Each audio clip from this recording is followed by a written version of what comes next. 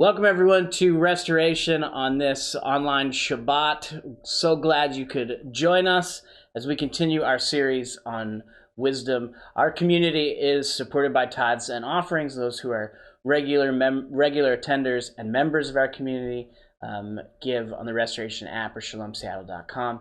If you're connecting with us from somewhere else and you'd like to give as a blessing to us as we have blessed you, you're certainly welcome to do so. We also have our Helping Others Fund, which has grown really well and has given us a lot of opportunity to bless people here in Seattle that need help in this season. So thank you so much to all of you who are consistently giving to that fund in our community above tithes and offerings, and those who are watching who are not a part of our community here in Seattle that are giving to help brothers and sisters here in Seattle.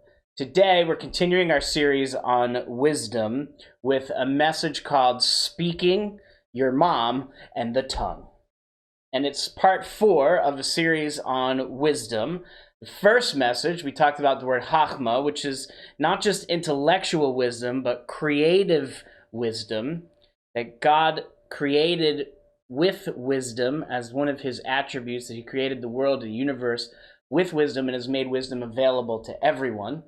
And so as it is available to us, we use it to create in remarkable ways as the Lord gives us gifts and talents to do that. The second message was on the fear of the Lord. And we know in Proverbs that it says the fear of the Lord is the beginning of wisdom. And so we talked about it not being terror as fear as terror or being afraid of God, but the words of the great sage, the rock, know your role and shut your mouth.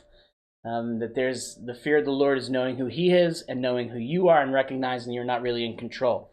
The message from last week was wise in your own eyes, which is really the opposite of the fear of the Lord.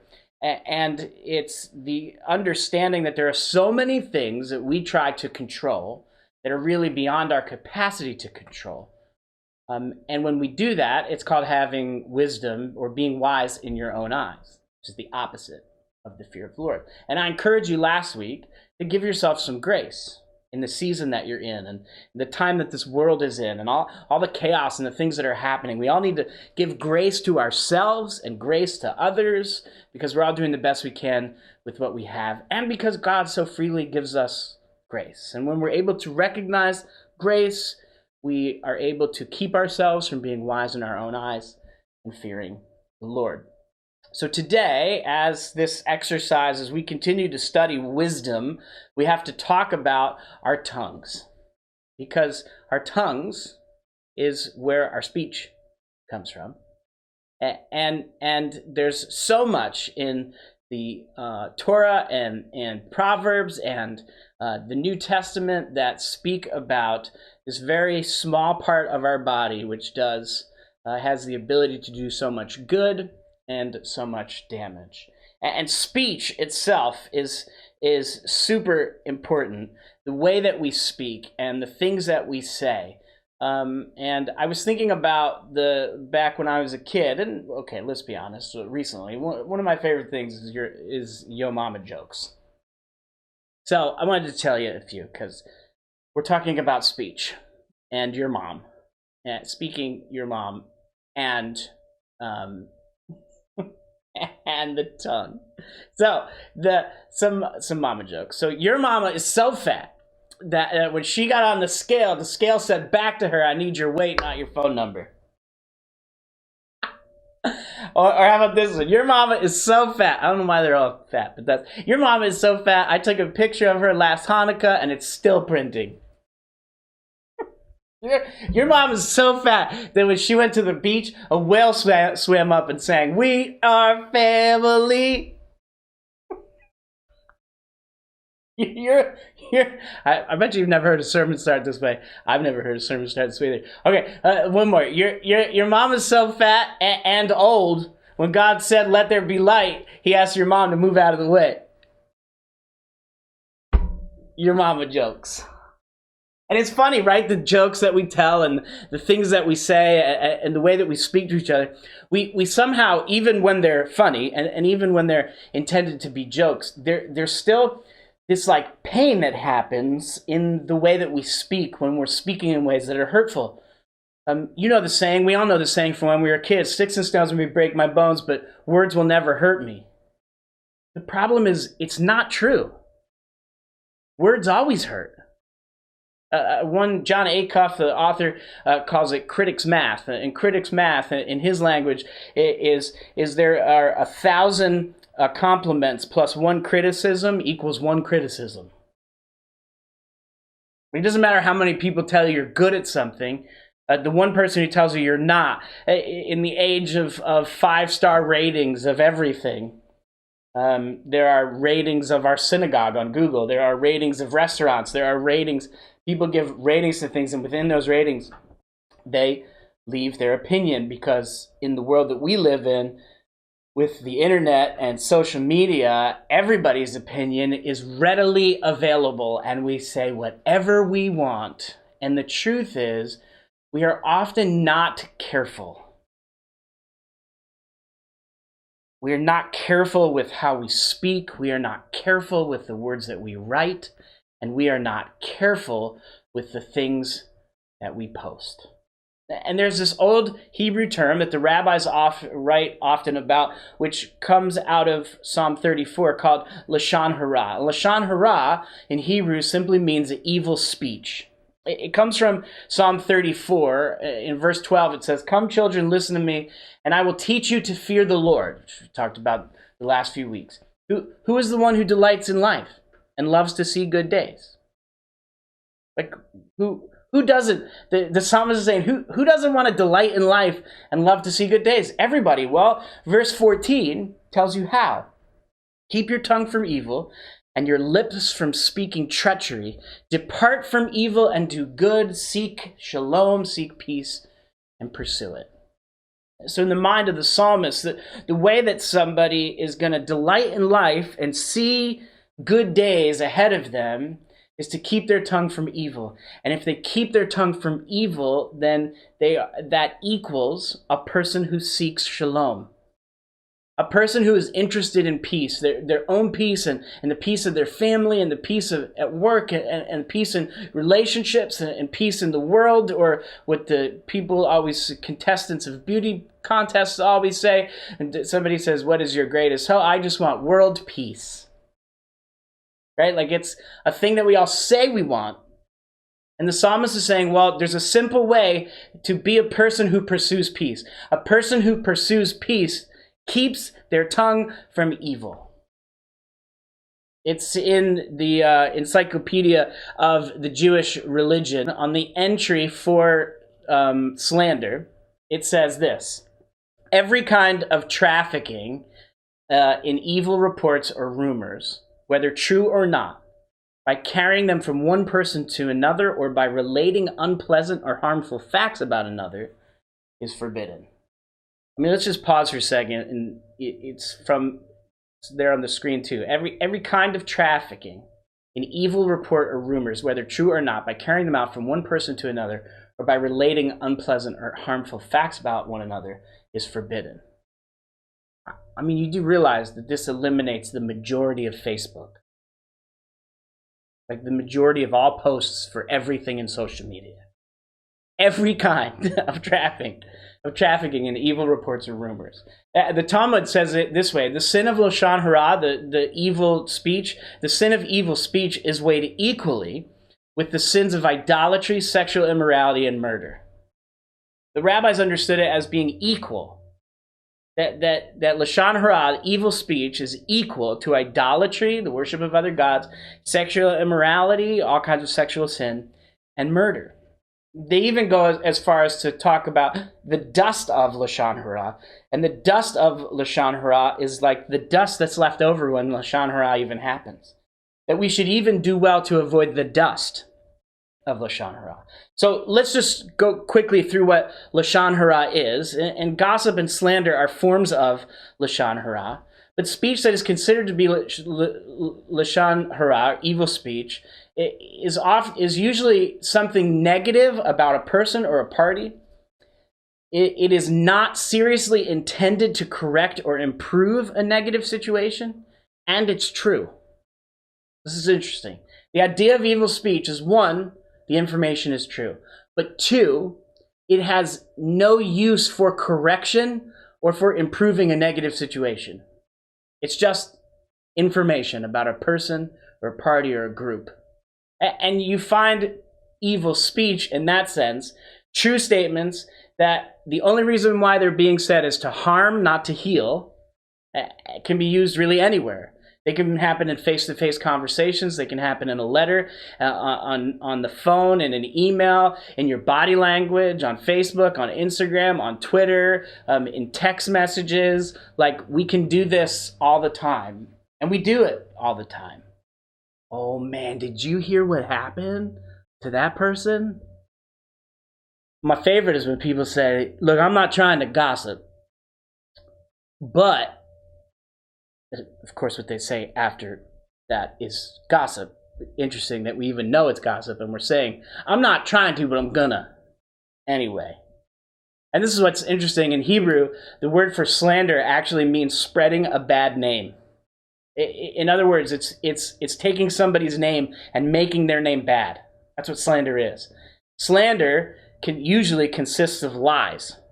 And the reason why it's defamation of character, because from the Hebrew it literally means like making someone's name bad. And the rabbis would say that slander is even worse than lashon hara, which is interesting because lashon hara is just as bad, they say, as idolatry, sexual immorality, and murder, but slander is even worse. Because slander is the dissemination of information that you know is false, but you do it anyway. I have a hard time with channels like E! News because the whole thing is designed as gossip that may or may not be true. And it's designed, particularly for celebrities, to hurt somebody's name. Well, you thought you liked this person, but we just found out all the things they've done. And it's not necessarily because we are trying to heal anything, but we're really, the idea of slander is spreading false information. Gossip, on the other hand, is sharing information that probably shouldn't be shared, because it has no reason to be shared except to hurt somebody. And as believers in Yeshua, and this is what I find so amazing, and this is for my own life too, not as a condemnation of other people, but we are just not careful enough with how we speak, and we are not careful with the words that we write, and we are not careful with the words that we post. We have all kinds of excuses for why we can do these things, even though we say we believe in the verses in the text of the Bible, but we ignore the verses that say, do not gossip, do not slander, but it's true. And I would say it to her if we were face to face. Like, I'm not just saying it to you, I'd also say it to her. And also, everybody knows about it. So if everybody knows about it, then why is it a big deal for me to say, repeat it to you? And the reason why it's a big deal is because even if it's true, and even if you were to say it face to face to the person you're saying it about, and even if everybody knows about it, it's still sin. And here's what we're kind of talking about today. Lashon hara, evil speech, affects the person speaking, it affects the person spoken about, and it affects the person spoken to. We'll put those on the screen. The person speaking, the person spoken about, and the person spoken to. In other words, we have to be careful with the words you say for yourself, with the words you say about others, and the words you say to others. The words you say for yourself, like protecting what comes out of your mouth, the words you say about other people, and the words you say to other people. So the first is the words you say for yourself. Proverbs 13 verse 3 says, he who watches his mouth protects his life, but whoever opens wide his lips comes to ruin. Proverbs 16, verse 24 says, pleasant words are honeycomb, sweet to the soul, and healing to the bones. We all know what it is to have things be said about us that are true and embarrassing, that we don't want people to repeat. We also know what it's like to have people say things about us that aren't true, and the way that it changes our name in light for other people who may or may not know us. We all know what it feels like. And we know it hurts. And we know it. We try to teach our children, words don't hurt, but it's just not true. Words hurt. Because there's something in words being spoken, whether true or untrue, that when they're spoken with harm in mind. And I know for those of us who are already believers in Yeshua, we're going to spiritualize everything, right? We're going to say, well, I didn't mean to make it like bad. I didn't say it to hurt. But often the things that we're saying, and the only reason why we're saying it, is generally to make ourselves feel better, because maybe we're insecure about the same thing. Or we're just make ourselves feel better by tearing other people down. And Proverbs 16:24 is saying, look, you know that pleasant words are like honeycomb and it's sweet to the soul and healing to the bones. So unpleasant words or evil speech or things that we just say in conversation that are meant to hurt or to harm, they're like death. And in Proverbs 13:3 is saying, a person of wisdom watches his mouth and protects his life. You are careful about what you say and who you say it to, and the effect that what you're saying has on other people. Man, this was a super hard thing for a young ADHD kid to learn, because it was easier for me if I felt humiliation or someone was humiliating me to just humiliate them more, because I'm louder and I'm quick. I have a quick wit and a quick mind, and so if somebody attacked me, I just attacked better, went for the jugular, and found that the more I lived that way, the worse it got for me and for other people around me. And the more somebody who does not protect what they say, the more people learn that about you, the less they want to even have a relationship with you, because they know if they tell you information, it's going to go. Listen, I have people in my life who I tell information to, typically good things, because I know they're going to be spread to everybody else. I also, with those same people, am very careful to not tell them certain information, because I know if I tell them information, it will get spread. And maybe people who are watching who knew me when I was young would say the same thing about me. I wouldn't have told myself a whole lot of things back in the day. You have to be careful with the words you say for yourself, because evil speech affects the person speaking. It affects you. It affects the person being spoken about, and it affects the person being spoken to. The words you say for yourself, the words you say about others, and the words you say to others. Leviticus 19, verses 16 through 18 say this: you are not to go up and down as a talebearer among your people. You're not to endanger the life of your neighbor. I am the Lord. You're not to hate your brother in your heart. Instead, you're to firmly rebuke your neighbor and not bear sin because of him. You're not to take vengeance nor bear any grudge against the children of your people, but love your neighbor as yourself. Now, when Yeshua says love your neighbor as yourself as the second of the two greatest commandments, he's quoting Leviticus 19:18. But the context of love your neighbor as yourself is in not being a talebearer. And a talebearer is a person who slanders and gossips. And it's the kind of person that the Lord commanded the Jewish people not to be, because it endangers the life of your neighbor. And you're not to hate your brother in your heart, because really evil speech, gossip, and slander are versions of hate that hurt people. When we say things that we know we shouldn't say, And it says don't take out vengeance and don't bear any grudge, but gossip and slander is taking vengeance and it's bearing a grudge. But instead, love your neighbor as yourself. Proverbs 20 verse 19 says a talebearer goes about revealing secrets, so do not associate with a babbler. It's like a very clear, if you know somebody is a gossip and a slanderer, you shouldn't even have a relationship with them. This is Rabbi Matt commentary, especially if they call themselves a believer, a follower of Yeshua. Because a follower of Yeshua should not be doing these things.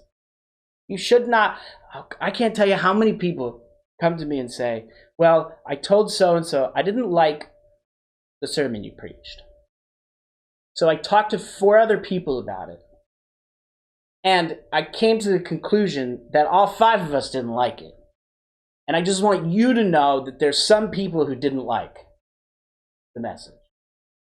And it's like this. We try, I don't know if it's because we feel awkward or pain or whatever, where we just can't say to somebody, I disagreed with what you said.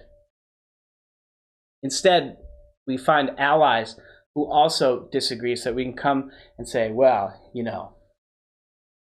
I've talked to several people and they all agree. Which doesn't change any of the information, whether a bunch of people agree or whether it's just you. The conversation that needs to be had if you have an issue with something your brother is saying or doing. And Proverbs is saying, don't even associate with people who often reveal secrets that they shouldn't reveal. It's sort of the opposite as well. If somebody is often saying, listen, I'm not telling anybody this, but I'm just trusting you with the information, chances are they're not just trusting you with the information. They're trusting a whole lot of people with the same information. Proverbs 11 verse 13 says, a gossip reveals secrets, but one who is trustworthy conceals a matter. Right? Somebody who is worth trusting is someone who when you tell them something, it won't go anywhere else.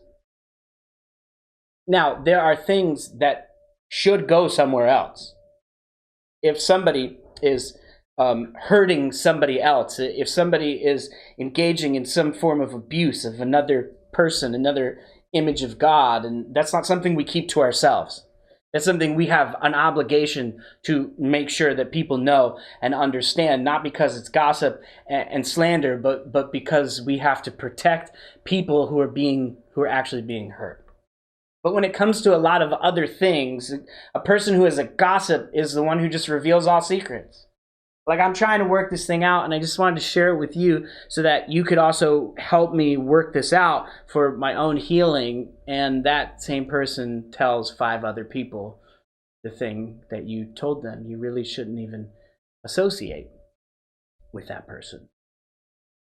Now, a gossiper is one who has privileged information about people and reveals that information to those who have no business knowing it. And gossip is so easy to do. It's an easy sin to commit because it comes in all different kinds of forms. And we're sneaky about it, even to ourselves, as we justify what is gossip. We justify to make it not gossip because I was just venting. I was just sharing my opinion. I was just asking for advice. Man, there's been so many times in my life where we're in a prayer meeting with people and somebody says any prayer requests, and they say, well, I think we should just pray for so-and-so because he's having an affair. What? That was your prayer request? That's not a prayer request. You just told everybody. It's gossip. True or untrue.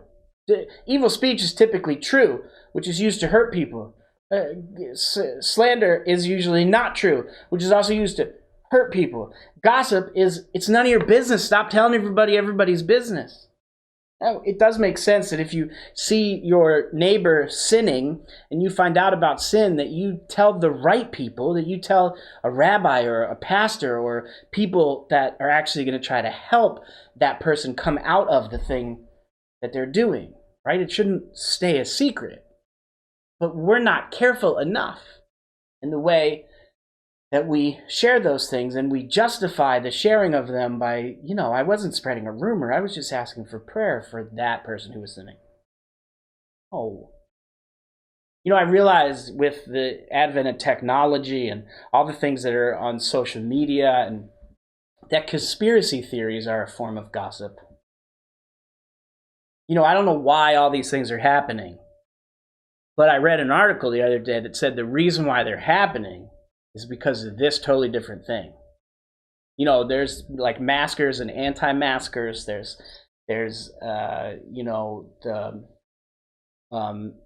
every side of every.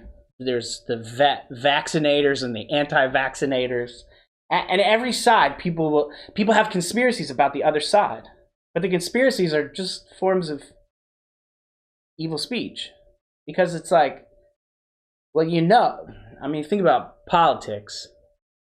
We just finished the election, and as you come to every election, all the dirty secrets of every person running for every office comes out, because there are groups of people that are trying to hurt the character of the person running. And we say, well, it's just because I care about truth and justice. But the heart of politics, and what we know about politicians, is they're just trying to win. And in trying to win, you do everything you can to hurt the other candidate so that you look better. The truth is, none of them are great. And gossip of itself, whether it's in the form of a prayer request or the sharing of opinion or even a conspiracy theory about something that's happening, and you're just trying to protect everyone else who does not have the wisdom that you have, they're all forms of evil speech, gossip, and slander. Matthew 15, Yeshua, our Messiah, said, "These are the things that proceed out of the mouth, that come forth from the heart. And it is these things that makes a man unholy. For out of the heart comes evil thoughts, murder, adultery, sexual immorality, theft, and false witness, and slander." Which actually gives some weight in my mind to the rabbi saying it is equal to, that false witness, gossip, and slander, evil speech are equal to murder and sexual sin. Well, clearly Yeshua felt the same way, because he said out of our heart comes evil thoughts, and out of our mouth, from our heart, comes evil thoughts, murder, adultery, sexual immorality, theft, false witness, and slander. And verse 20 says, "These are the things that make a man unholy. But to eat with unwashed hands does not make a man unholy."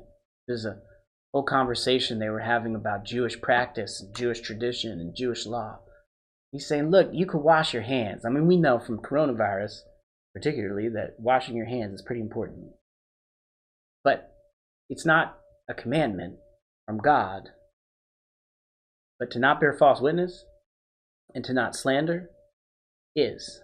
But our hearts, our mouths, our tongues speak the things that come from our heart, and we have to work on the things that are coming from our hearts so that we are not engaging in evil speech, gossip, and slander.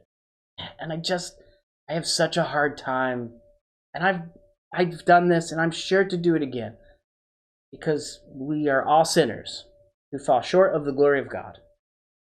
But how believers in Yeshua can malign one another by spreading false information when they know it's false just doesn't make any sense to me. It seems like instead of engaging in evil speech, that what we ought to do is think the best of each other. What we ought to do is love one another and realize that it is never an act of love to share information, whether true or untrue, that's going to hurt people and not help them heal in the things that they need to be healed in.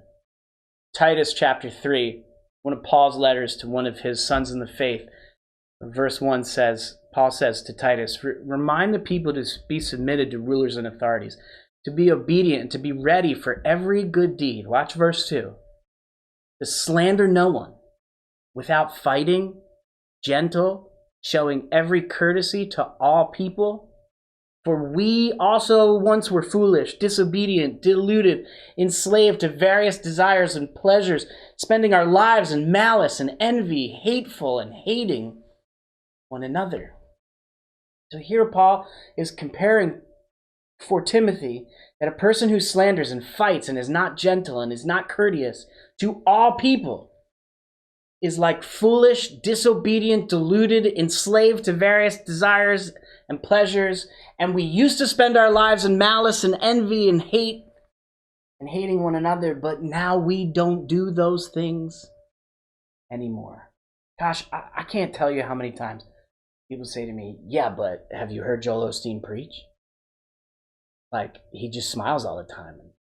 Like, it can't be real. Or have you heard so-and-so? And have you got to be careful.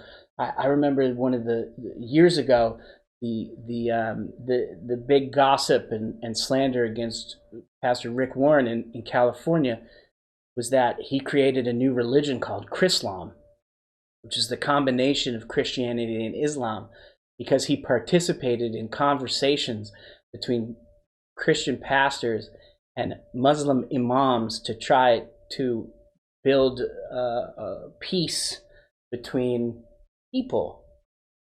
And we're so fast to malign all kinds of people that we don't know at all. But because we've read their books or listened to their messages, we somehow have a right to protect everyone else from the danger. There are false preachers out there. There are people preaching bad things. There are great preachers who say things that you go, ooh, I'm not sure I agree with that. But it doesn't mean that everything they've done is bad or wrong. I've had the joy the last few years of connecting with really one of my heroes for probably the last 15 to 20 years of my life. A pastor in Atlanta named Andy Stanley.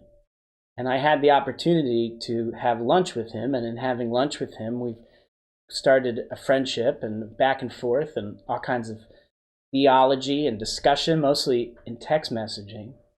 And so many people in our movement, because of things he's preached and written that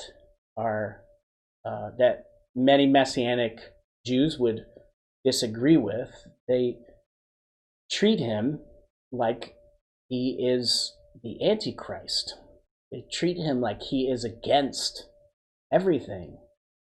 And I was in a meeting actually with a whole bunch of Messianic leaders after he had preached a sermon series that led to a book that he wrote that talked about Israel and the Jewish people and the Torah in ways we would disagree with. And the content of the conversation to me was crazy, and nobody in the room knew him. And so I found a way to meet him, and I wanted to anyway because I'd been inspired by his books and his sermons for years. And when we sat down together, I said to him, I'm not just here to talk about your book, your last book, although I would like to, and we did. And we talked about the things that we've disagreed about. But I also wanted to honor him for things that he's done and the ways that he lived and raised his children and built churches and communities of people who love God. It just astonishes me that people believe so many things without ever knowing a person. And that if we take opportunity to know people, we find, now, especially with heroes, sometimes heroes don't live up to what we hope they're going to be. That's happened for me. I know it's happened for you too, where you really love somebody and then you meet them and you're like, ooh, I don't really want to know that guy. But more often I find that people are genuinely kind. And we can disagree on all kinds of things, even important things, and not malign each other. I feel that way about Jonathan Cahn. Rabbi Jonathan Cahn has been a best-selling author for the last few years, and because he's a Messianic rabbi, people ask me whether I like his books and I like what he does, and there are things I don't like about those things. But when people ask me, I am clear to say that I know Jonathan, and I know that he's a man of integrity, and I know that he loves the Lord, and there are things that we disagree about that are important, but not to the point where I don't count him as a brother. He is. And I also know it's as simple as I've had people accuse me of all kinds of things that I know are not true about me. So if they're accusing other people about all of these other things, I'm fairly certain. Now, there are preachers and pastors who have done awful things and need to be held to, to the standards of the things that we're supposed to be and the things that we teach and living up to what we teach. And I think those are important. But most people are not evil. Most people are doing the best they can with what they have and with what they know. And I just want to encourage you to think the best of each other, to think the best of others, to think the best of different political parties, to think the best of people who disagree with you, to think the best of people in other religions, to think the best of atheists, to think the best of this side and that side, because everybody's trying to figure out how to live with peace. And there are evil people out there, but the majority of people are people trying to figure out who they really want to be and the kind of life they really want to live. And evil speech affects the person speaking. It affects the person spoken about. It affects the person spoken to. So we have to be careful with the words that we say to ourselves, the things that we say, but we also have to be careful with the words we say about others. And then we also ought to be careful with the words we say to others. Proverbs 26 and verse 18 says, like a madman shooting firebrands and deadly arrows, so is one who deceives his friend and says, I was only joking. I learned this verse, first came across this verse when I was a teenager. And you know, when you find yourself in an awkward situation and you say something that you mean to say and nobody responds well, typically we say, I was only kidding. That's not even true. And I just thought it was so funny that Proverbs called this out a long time ago, far before you and me, and makes it, I felt like I love to laugh. I love to joke. I love to use sarcasm. But there are so many times when you realize those words hurt somebody that it's like shooting firebrands and deadly arrows. And he's saying is one who deceives his friend by saying, I was only joking. Instead of owning it, instead of apologizing for it, instead of dealing with the words that we say to people, we try to get out of it by saying, no, I was only kidding. That wasn't even real.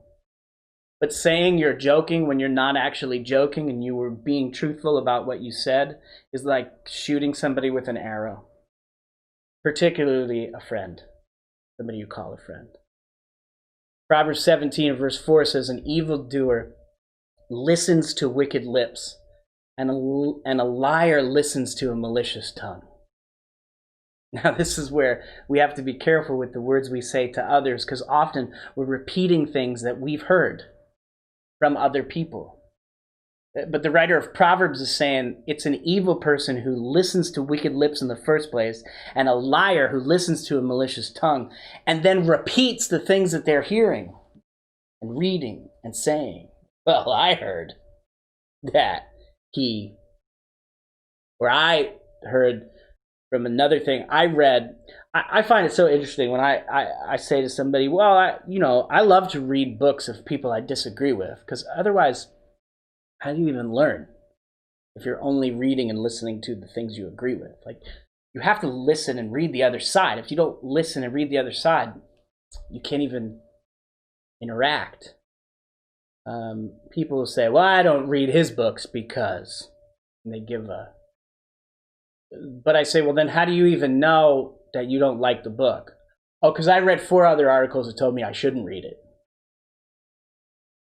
wait, so instead of reading the source of the thing you think you've been told or you think that you disagree with, you instead read articles about why you shouldn't read it and should disagree with it without ever reading it or listening to it. That's what evil people do. That's what evildoers listen to wicked lips, and a liar listens to a malicious tongue. And then, look, it doesn't mean you can't read. I read book reviews, obviously, and you read all the different reviews. If they don't have any 1-star reviews, it's probably not real. If they only have 5-star. But you have to go through and actually, if it's a topic and an issue that you're interested in, and if one is from the side that you disagree with, it's crazy to me that we would listen to other people tell us why we shouldn't, instead of just digging into it and figuring out for yourself what you disagree with without tearing apart the other person. It is our responsibility as followers of Yeshua to not listen to evil speech, to tell someone that I want you to stop speaking, because I'm not going to stand here and listen to you malign someone else, believer or non-believer. Like, it's our responsibility to stop people. And there's all kinds of awkward, conversations. And in fact, one rabbi from the 1800s or the early 1900s said, if somebody is speaking Lashon Hara over the telephone, just find a polite way to hang up. Like, it's in one of his books. Like, there's if you get into a Lashon Hara conversation over the phone, just say, sorry, gotta go. But I think our responsibility as believers in Yeshua is to tell somebody that what they're doing is evil speech. And I'm not going to listen to that. Doesn't mean I'm not going to be friends with you. It doesn't mean I just don't want to hear what you're saying about this particular person or this particular group or this particular, because I'm not going to engage in that. If you want to talk about other things, you can. I know that's easier for some personalities like mine than it is for others. My personality is confrontational, and confrontation is somewhat easy for me. So if somebody says something I don't like, I just say, nah, I'm done. In fact, my Italian grandfather would say in conversations that one of the things he would say when he was done with the conversation is he would slam his hand on the table and say, that's it, I'm done. And he'd get up and leave. That runs my family. But Jacob, or the book of James, chapter 3, says it this way, and we're going to kind of run through the whole chapter in pieces. In James, who's really named Jacob in Greek, that's a whole nother story. But Jacob is breaking down this idea really from the Proverbs and from the Hebrew Scriptures. And he says in chapter 3, verse 1, not many of you should become teachers, my fellow believers, because you know that we who teach will be judged more strictly. We all stumble in many ways. And anyone who is never at fault in what they say is perfect, able to keep their whole body in check. When we put bits into the mouths of horses to make them obey us, we can turn the whole animal. Or take ships as an example. Although they are so large and are driven by strong winds, they are steered by a very small rudder wherever the pilot wants to go. Likewise, the tongue, verse 5, the tongue is a small part of the body, but it makes great boasts. Consider what a great forest is set on fire by a small spark.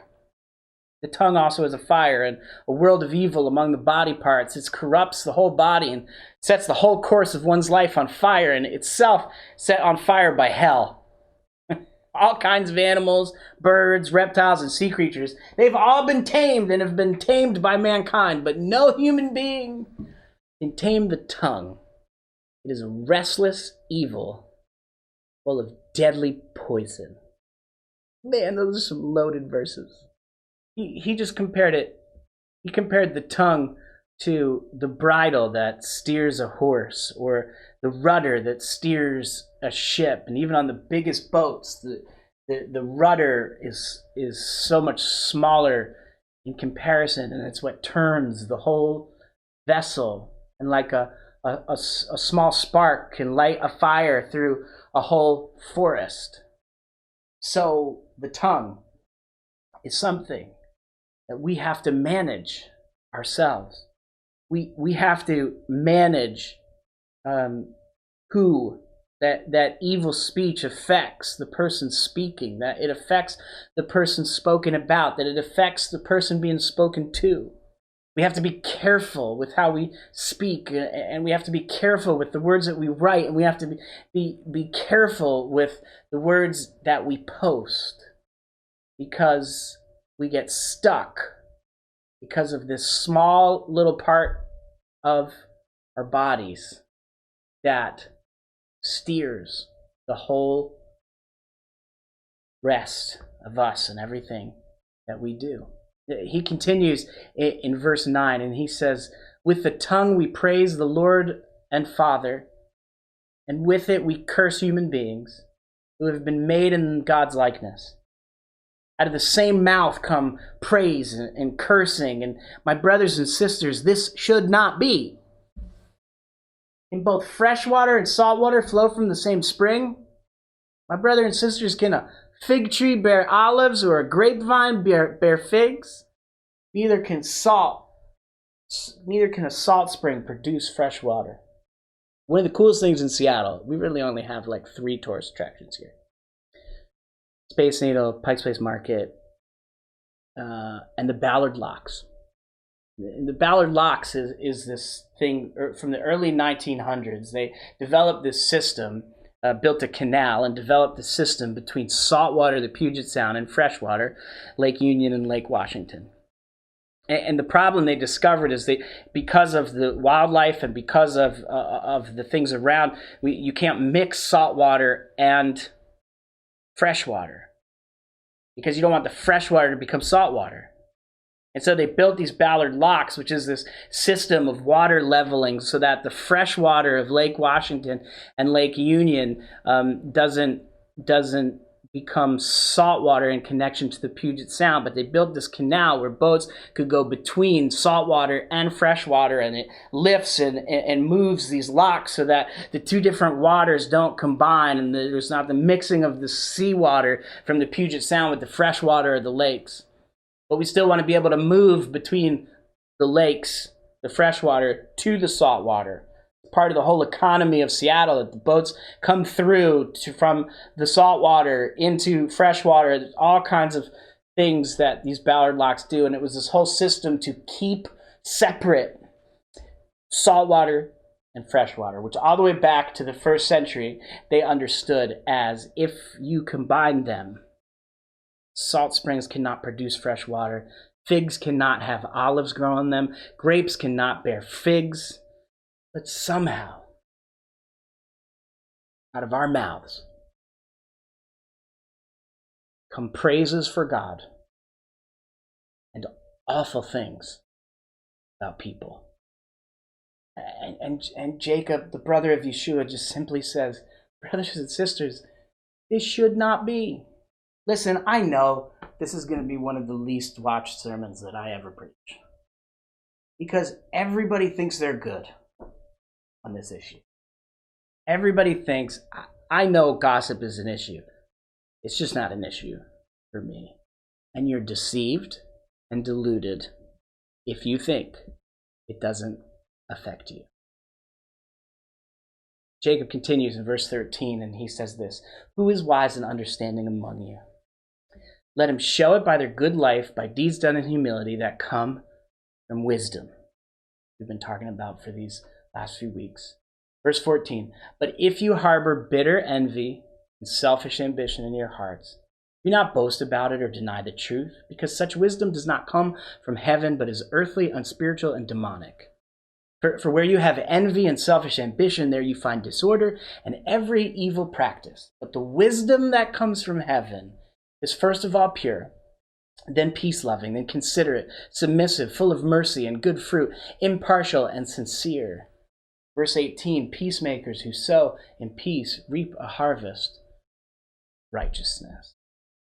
If you want to be a person who operates in wisdom, which I know so many of you are, then we have to keep ourselves from envy and selfish ambition. And we need to make sure that we understand that not only is it possible for evil to come out of my mouth, but it happens often. And that God wants to make us fresh water that is not infected by salt. He wants to keep us pure. He wants to keep us for shalom. He wants us to be considerate and submissive to one another and full of mercy and good fruit and impartial and sincere. And he says what we started with in Psalm 34. He says, peacemakers who sow in peace reap a harvest of righteousness. We started in Psalm 34. He says, come children, listen to me. Verse 12, come children, listen to me. I will teach you the fear of God. Who is the one who delights in life and loves to see good days? I'll tell you who he is and who she is. They are ones who keep their tongue from evil and your lips from speaking treachery. Depart from evil and do good. Seek peace and pursue it. If you want to be a person of peace, then you have to keep your tongue from evil. We have to be careful with the words we say for ourselves, guarding our own hearts and our own minds and the things that are coming out of our mouth. We have to be careful with the words we say about other people, whether believers or non-believers, whether celebrity or regular person, whether any category, Republican, Democrat, president, not president. All these categories, we have to be careful about the things we say about others for ourselves and for the other people around us. And we have to be careful with the words you say to one another, because we haven't been careful with how we speak. And we haven't been careful enough with the words that we write. And God help us all, we are not careful about the things we post on social media, or the button that we hit share on an article that we're not even sure is true, because we haven't done the research for ourselves. We just share. We're not careful. And I believe God has made us people, as we continue to ask God for wisdom and to help us to operate in wisdom, that from this day forward, we could be careful with the way we speak. We could be careful with the words that we write, and we could be careful with the words that we post. Because we understand that evil speech affects me, the person speaking. It affects the person being spoken about, whether they ever hear the information or not. And it affects the person that you're speaking to. And this is wisdom that God gives us. Jacob says in chapter 3 of verse 13, who is wise and understanding among you? Let them show it by their good life, by deeds done in humility. That comes wisdom. So get rid of envy and selfish ambition, and do not boast or deny the truth, but be peacemakers who sow in peace and reap harvest righteousness. It is fully possible because of the death and resurrection of Yeshua, because we believe that he has victory over death and forgives us of our sins through his grace and mercy. It is fully possible for you and I to keep our tongues from evil and be people who seek shalom for ourselves, for our family, for our community, and for the people around us that we mean to show following God really looks like. For everyone that would ever ask, why are you so careful? The way that you speak and the things that you write and the things that you post.